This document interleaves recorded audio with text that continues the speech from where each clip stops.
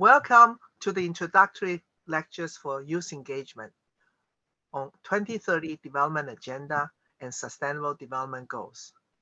Today's speaker will be Dr. Jürgen Schwartmann, who's formerly official of the international organization, and myself is Li Jiayu, representing Center for Socio-Economic Development. Let me say a few words about Dr. Schwartmann. He's a German national and has been working in the International Development Corporation, helping developing countries dealing with their various challenges since 1979. He has been working for the ILO for the last 28 years until his recent retirement. He has held different positions, including Director of the Partnerships and Development Cooperation Department, and also has served as Deputy Regional Director for Africa in Addis Ababa, and also the Director of the ILO Office for East Africa in Dar es Salaam. But most uniquely, he was also Chief of the ILO Cooperatives Branch in Geneva, and that's where we first met, as a matter of fact. You can see that from the screen that he has a very extensive and broad experiences in terms of dealing with the labor and workforce development issues. Since retirement, Jürgen has continued to engage with the work that he has been doing and serve as consultant for different multilateral and bilateral development cooperation agencies. Let me say a few words about the International Labour Organization. It is, as you know, a UN agency, but it is the only tripartite UN agency. You might wonder what is tripartite. Basically, it's an agency that with representatives from government, employers, as well as the labor unions. And it's indeed a very unique construction. It has 187 members. Its mission is to set labor standards, related programs to promote decent work for all. Its mandate in its charter is to promote social justice and internationally recognized human and labor rights. Today, the ILO's Decent Work Agenda helps advance the economic and working conditions that give all workers, employers, and governments a stake in lasting peace, prosperity, and progress. And today's topic, I will come to that later on SDG 8, is very much a reflection of this decent work agenda. We'll be focusing on the following.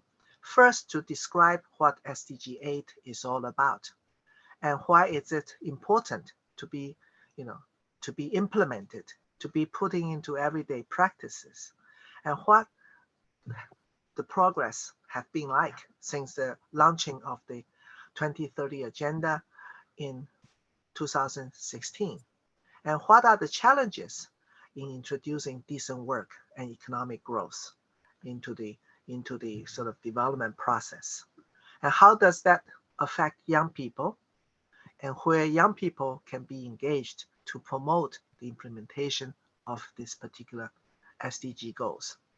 Mm-hmm. So let me hand over to Jürgen to start his lecture for the day. Let me ask the first question. Why we have to take SDG 8 seriously? And how do we measure progress by using the targets and indicators?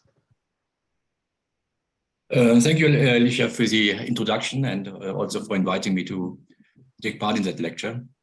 Now, what is SDG 8 and why does it matter? SDG 8 is one out of 17 Sustainable Development Goals. And it combines two aspects.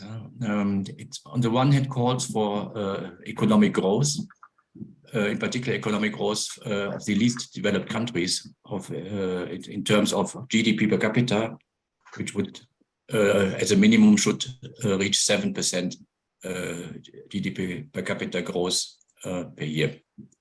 And it contains several elements of the decent work agenda. So the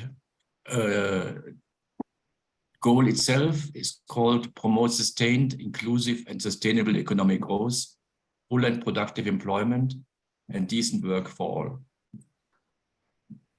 It includes 12 targets, which are much more precise and concrete than the goal itself, plus 17 indicators that allow member states of the United Nations to measure progress towards the achievement of the targets and the goals. 10 out of these 12 targets focus on the intended outcomes. And there are also 2 targets which are rather means of implementation, which are necessary actions to support the attainment of the goal, SDG 8. And these 2 are specified with a letter rather than a number. As I can show in this slide, we have these 12 targets, 8.1 to 8.10, which are a substantive target under SDG 8, and we have a target 8A and 8B, which are so-called means of implementation. Let's have a quick look at these 12 targets. The first one calls for sustainable economic growth, meaning if we want to create decent jobs, we need to have economic growth as a foundation for job creation. That's the philosophy behind. Then we need to diversify, innovate, and upgrade economic production.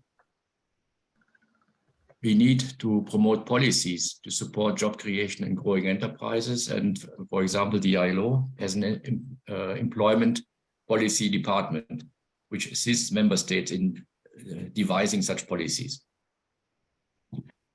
We need to improve resource efficiency in consumption and production. That's a very important target because it relates to the environment-related SDGs under the 2030 agenda. If we call for economic growth, there is a risk that economic growth leads to more CO2 emissions or resource depletion. So target 8.4 cautions the world against such resource inefficiency. Then 8.5 calls for full employment and decent work with equal pay. So men and women should have the same income for similar work. Full employment also means that persons employed in the informal economy, which in particular in developing countries is very, very high, should have the acceptable working conditions and living conditions. Target 8.6 is now particularly important for young people. The promotion of youth employment, education and training. Youth unemployment rates in most countries of the world are higher than the adult unemployment rates. That's why the focus on youth employment is of particular importance in the context of SDG 8.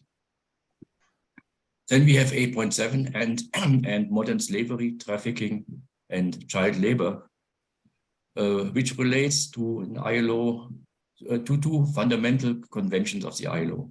One, calls for the eradication of slavery and forced labor, and another one, the only ILO convention which has been ratified by all 187 member states, calls for the elimination of child labor.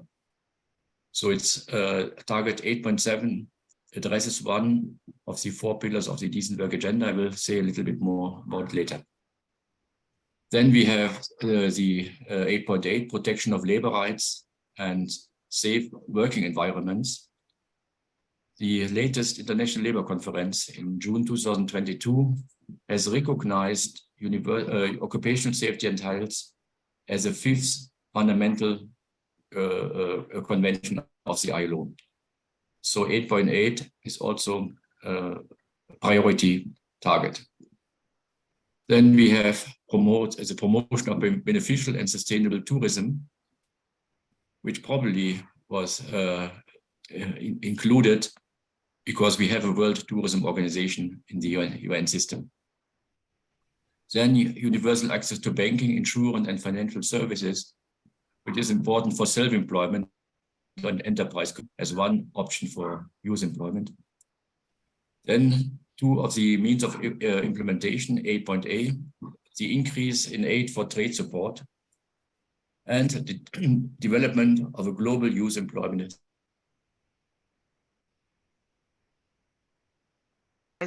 The SDG 8 actually covers a very broad range of economic issues in addition to employment-related issues. And I think, you highlighted the fact that young people are actually tend to be unemployed more than the older people.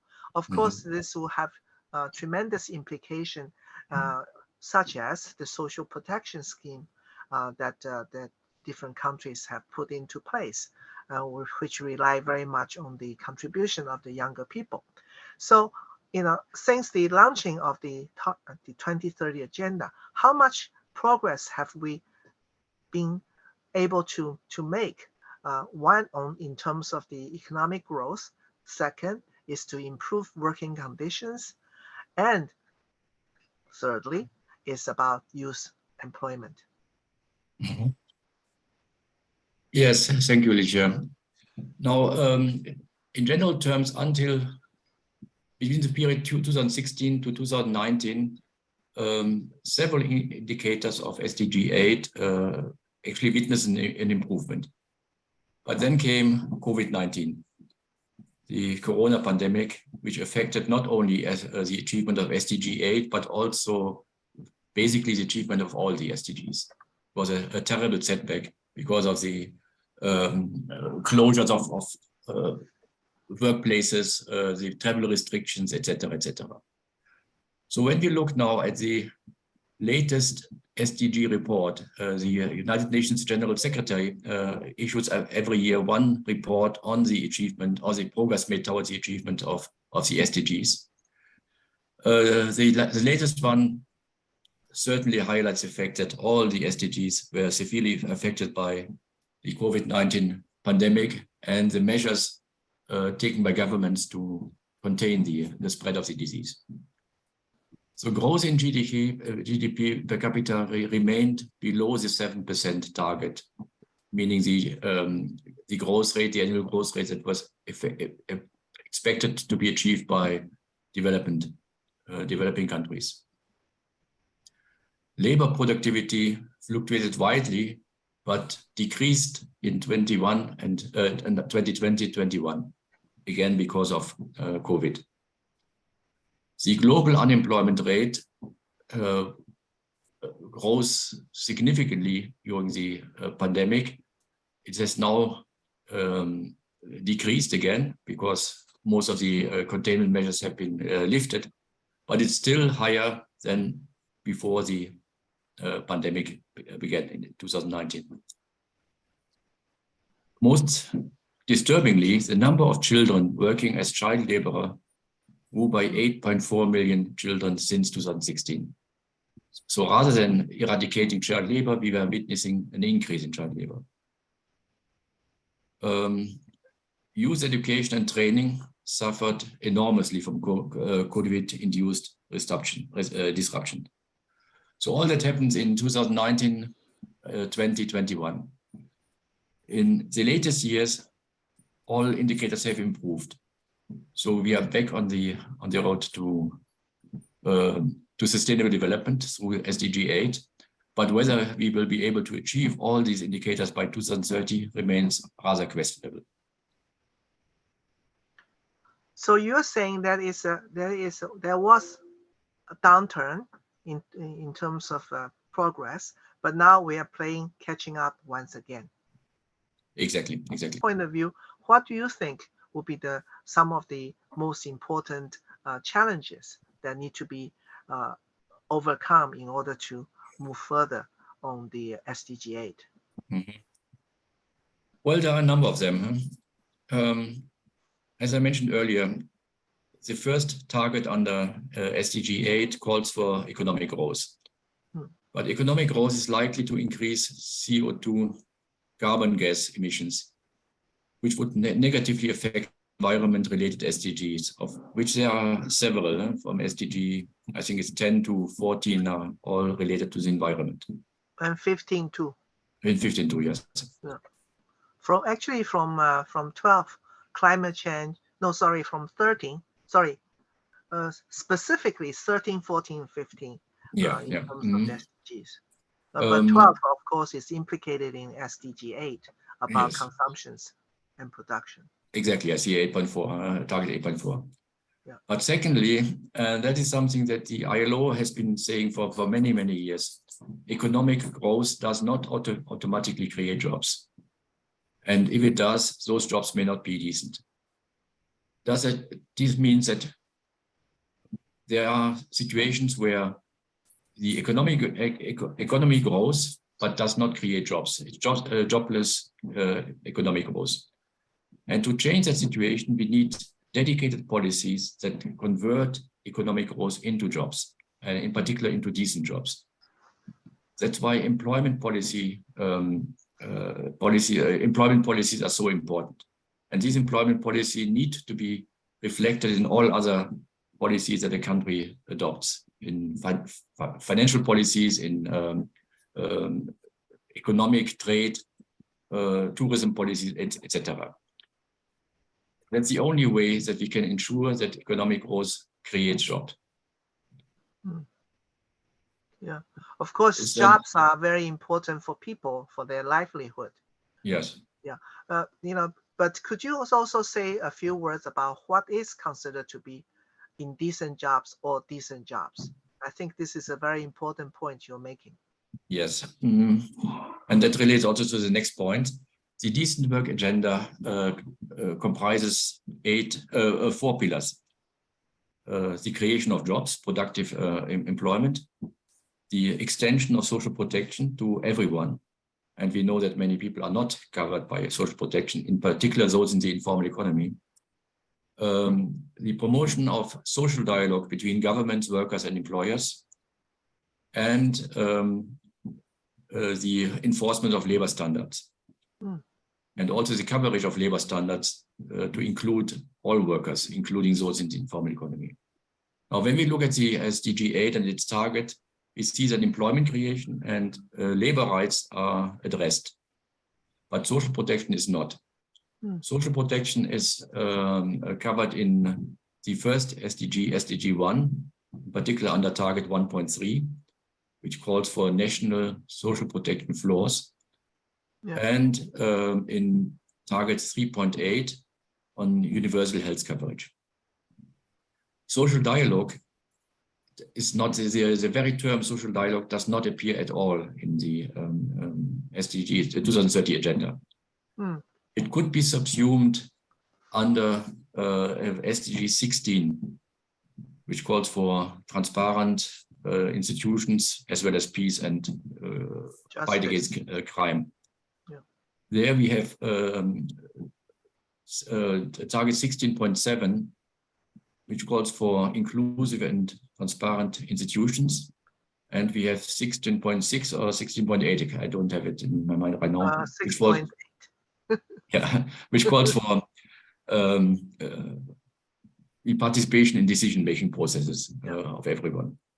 That could be considered as being an element of social dialogue, but the very term does not appear in the SDGs, which is a pity. So the targets under SDG 8 cover only 2 of the 4 dimensions of decent work, which I think is a challenge.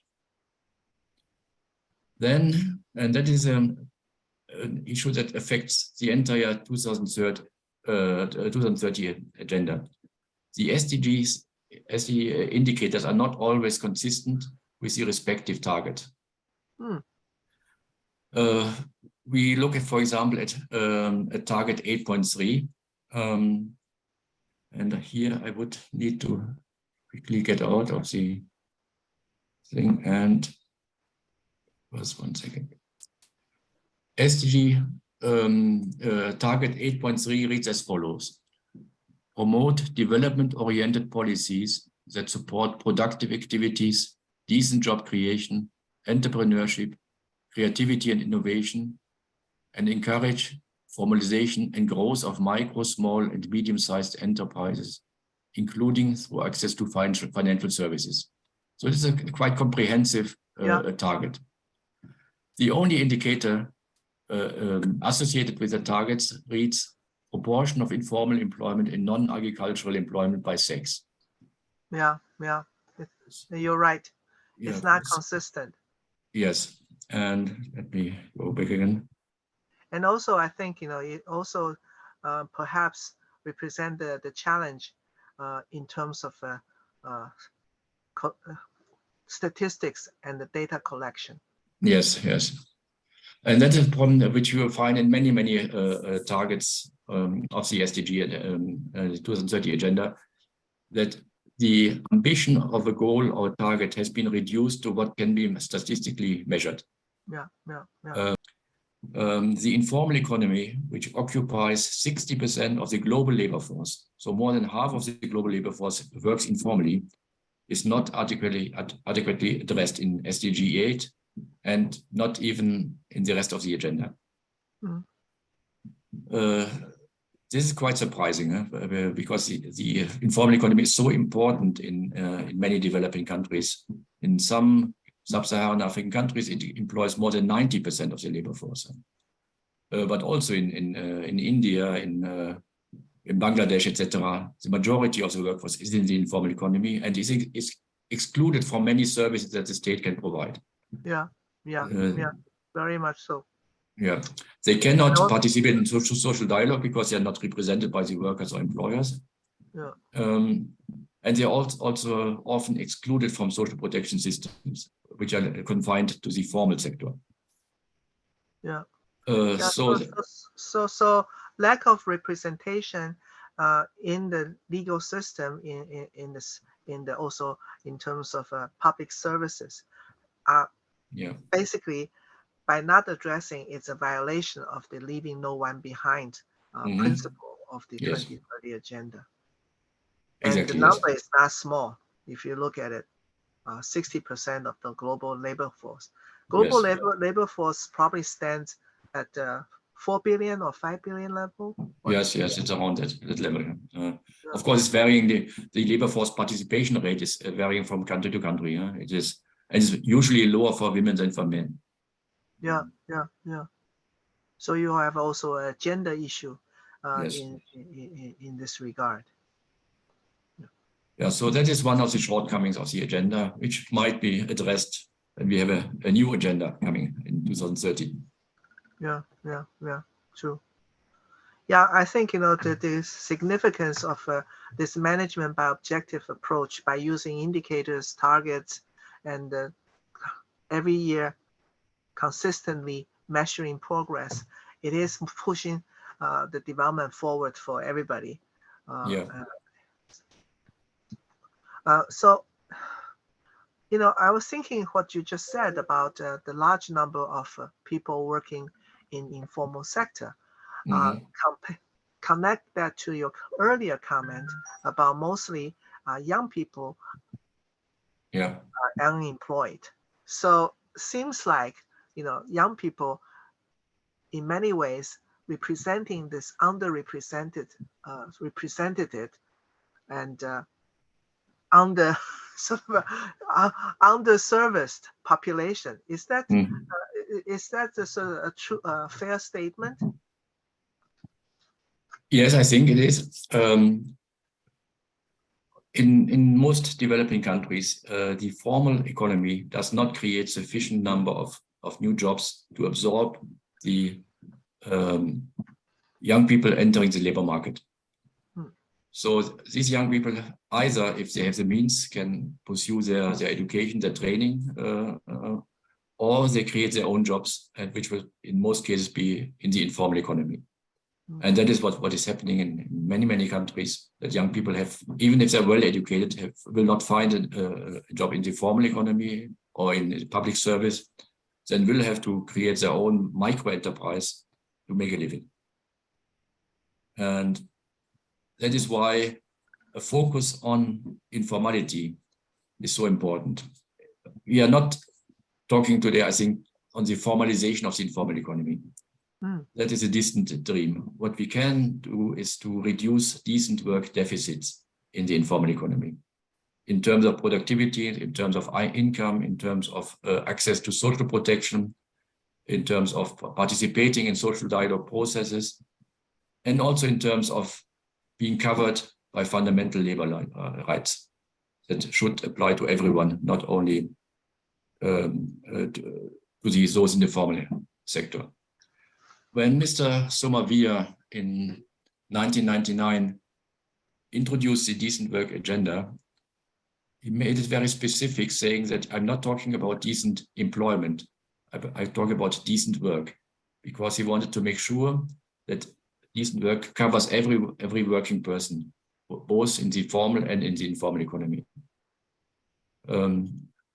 That perhaps has not filtered through the entire UN system, but as a former ILO person, I think do need to recall this kind of considerations. I'm just wondering, how do we cover to deliver all the services to everybody who works and contribute to their own livelihood as well as society as large, but they are not registered. That's why we call them informal. So how do we know who is working and who is not, and who is a contract and who doesn't? Well, there are labor force surveys in many countries, or household budget surveys, which identify those working in any form. They might be informally or formally. So there are means to do so, and to identify and to measure the size of the informal economy. And there the ILO is responsible for this indicator 8.3.1, which I just mentioned, the size of the informal economy. So ILO is collecting data and to identify and to measure the size of the informal economy. Having that in mind, what do you suggest for young people to engage and to participate in order to promote the SDG goals, especially SDG 8? What can they do and make a difference? Well, first of all, I think that young people should be seen as development actors rather than passive objects of development. What does it mean? I think young people need to have a say in shaping the development agenda at the local, at the national level, and they have to have a place in implementing these development plans, not only as being a target of development, but rather as active participants in driving development. And that applies not only to SDG 8, it applies to all the SDGs. None of the targets under SDG 8 can be achieved without the active participation of young people. That's obvious.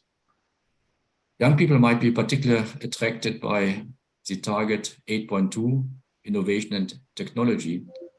And that is relates to the discussion on around the future of work, a subject which was very hotly debated at the ILO in 2019 at the centenary discussion around the future of work, which adopted a declaration on the subject.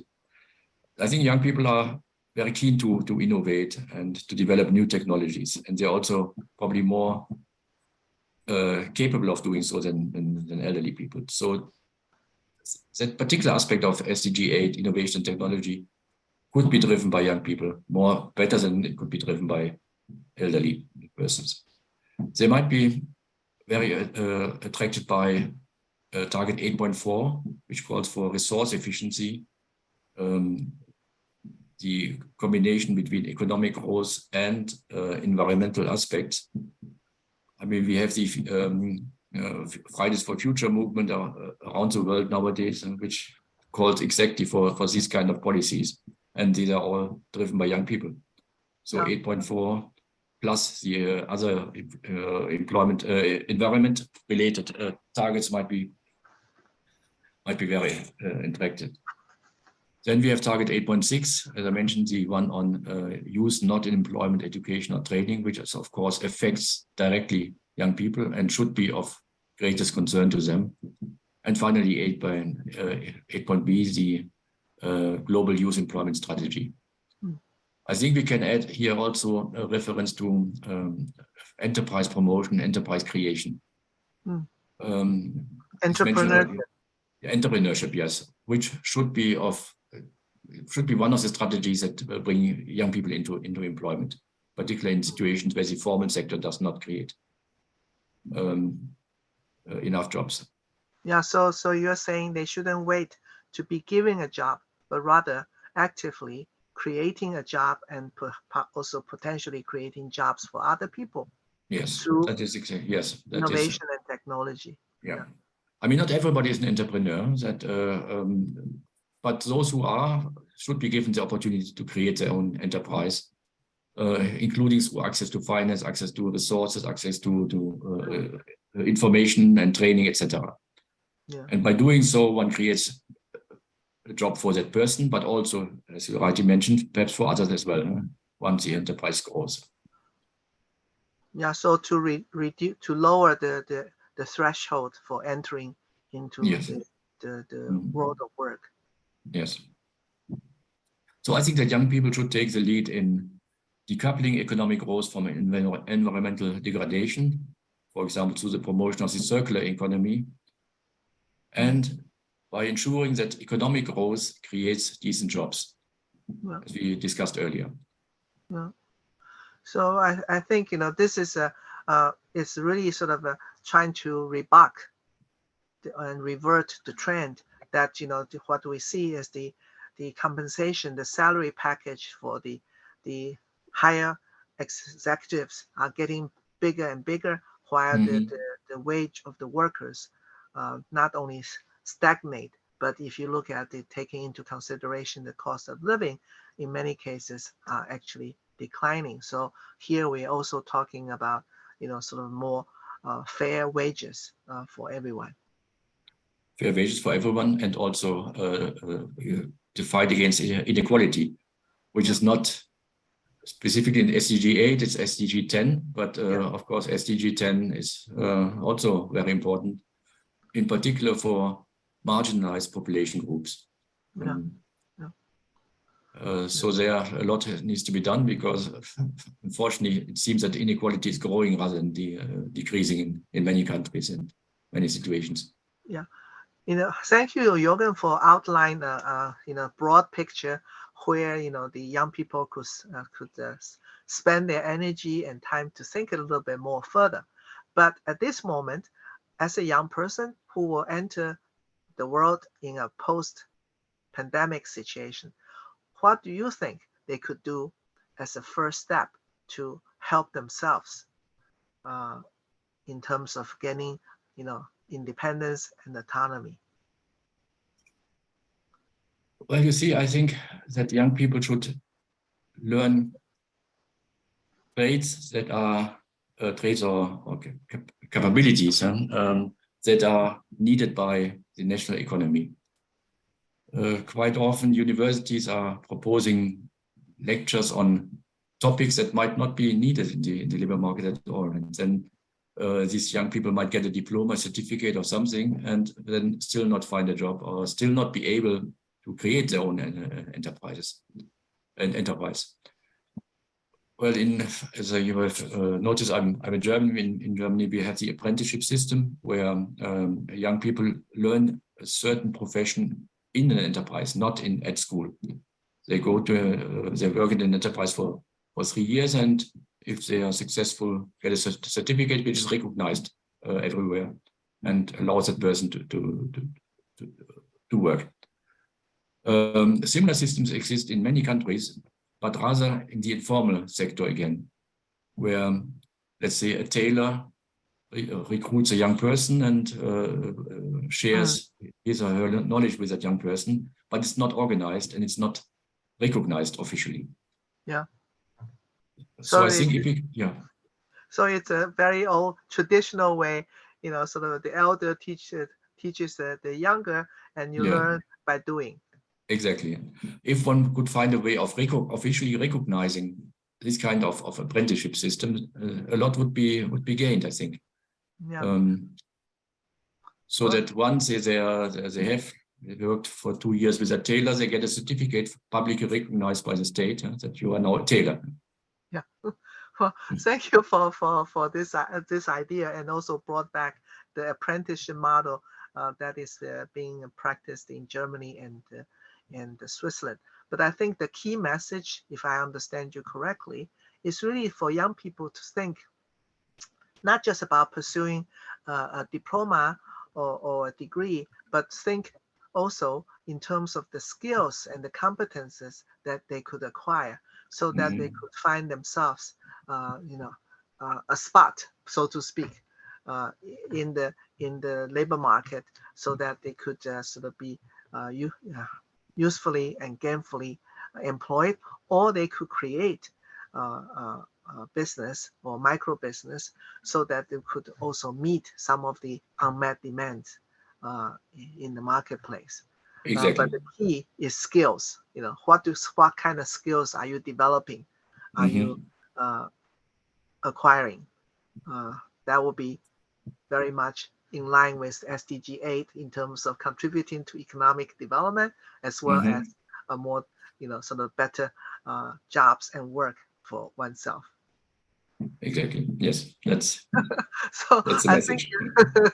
I think this is a good place to end today's lecture, especially when we are hoping that the youth unemployment will be soon a thing of the past.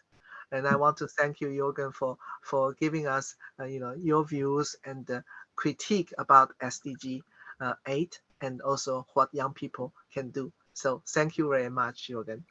Thank you. Thank you for inviting me, Licia. And Thank you. bye-bye.